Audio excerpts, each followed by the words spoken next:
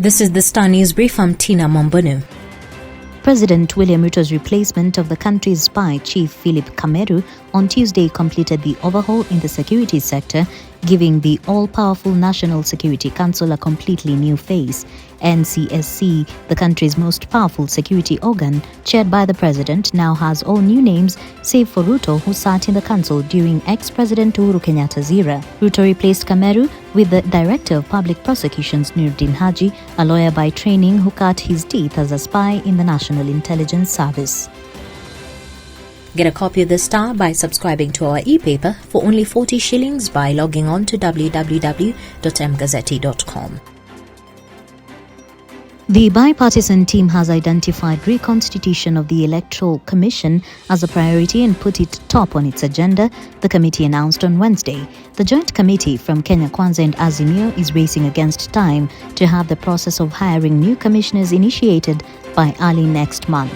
The two teams are in agreement that the country faces a constitutional crisis without electoral chiefs in office. A series of newspaper adverts on the tender for the supply of mosquito nets drew the attention of authorities to KEMSA. Health CS Susan Wafula on Wednesday said she was forced to find out what was happening at the authority after she saw an advert in one of the local dailies indicating the tendering period had been extended. However, a few days later, another advert was placed saying the tendering process had been terminated and the process was expected to start afresh. The weatherman says it is increasingly likely that El Nino is on its way.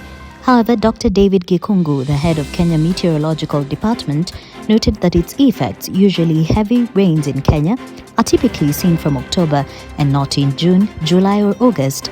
Dr. Gikungu urged Kenyans to keep updating themselves with weather reports issued by KMD and seeking expert advice in relevant sectors to minimize adverse weather impacts.